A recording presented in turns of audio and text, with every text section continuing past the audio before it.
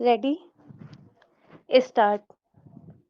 हम देखते हैं कि सभी लोग कई विषयों का चिंतन करते रहते हैं। कुछ विषयों की बार-बार याद आती है। मनुष्य को लगता है कि ये मिल गए तो वह सुखी हो जाएगा। उसके मन में संकल्प विकल्प होता रहता है। उन विषयों के अलावा बाकी सबको वह अपने लिए हानिकारक समझता है। जब बुद्धि से सब विकल्प हटकर केवल एक विषय से संबंधित संकल्प ही रह जाता है, तब उसमें उसे पाने की इच्छा उत्पन्न हो जाती है। यही इच्छा मनुष्य को कर्म करने के लिए प्रेरित करती है। मनुष्य अपने अंतःकरण के भाव के अनुसार ही क्रिया करता है। बड़ा सवाल यह है कि मनुष्य इच्छा के अधीन काम करे या उसे अपने अधीन रखकर।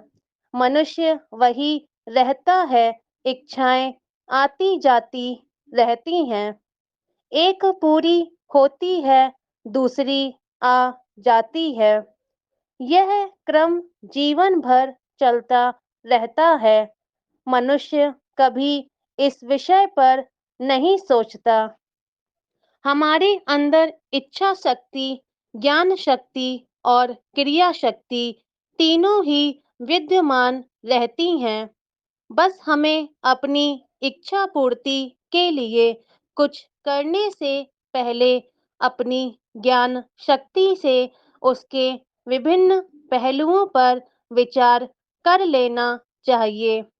मसलन वह शास्त्र विहित है या निषिद्ध, उचित है या अनुचित, सामर्थ्य के अंदर है या नहीं, उससे किसी का अहित तो नहीं होगा। इच्छा अगर इन कसौटियों पर खरी नहीं उतरती तो उसे त्याग देना चाहिए। गीता में भगवान श्री कृष्ण अर्जुन से कहते हैं, गहना कर्मणो गति, अर्थात कर्म की गति गहन है। कर्म, विकर्म और आकर्म बताते हुए वह कहते हैं कि इन्हें तत्वपूर्वक जानना चाहिए। जब मनुष्य इच्छा की पूर्ति के लिए अपने अंतःकरण में शुद्ध भावना रखते हुए शास्त्र विहित क्रिया करता है, तब वह कर्म कहलाता है। इसमें किसी का अहित नहीं होता, बस कर्ता की कामना की पूर्ति या फल की इच्छा ही उसका मुख्य उद्देश्य होता है। परंतु मनुष्य जैसा फल चाहता है वैसा ही उसे मिलेगा, यह उसके वश में नहीं होता। इच्छाएं बहुत बढ़ने पर मनुष्य परिणाम आदि पर विचार न करके अनुचित और शास्त्र निषिद्ध कर्म करता है। इसी को विकर्म कहते हैं। विकर्म का फल दुख या प्रतिकूल परिस्थितियां होती हैं। अशुभ कर्म के कारण उसका ज्ञान भी लुप्त हो जाता है और वह अशुभ कर्म ही करता रहता है।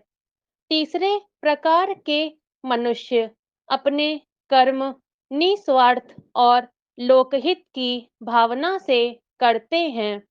वे फल पर दृष्टि नहीं रखते।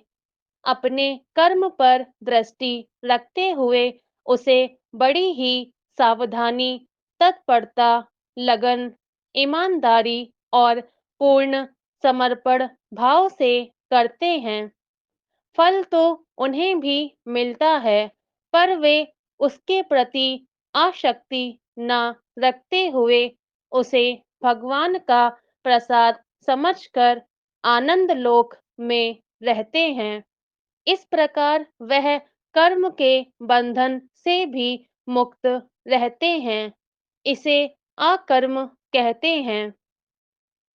इस तरह के कर्मयोगी को यह ज्ञान रहता है कि जैसा कर्म वैसा फल।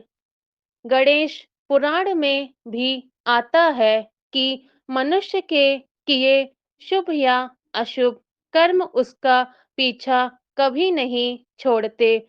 जिस अवस्था में जैसा कर्म किया गया होता है, उस अवस्था में प्राणी को उसका फल भोगना पड़ता है। यह ध्रुव सत्य है। इसलिए कर्म करने से पहले हमें उसके विषय में भली भांति विचार कर लेना चाहिए, ताकि बाद में पछताना ना पड़े। स्टॉप।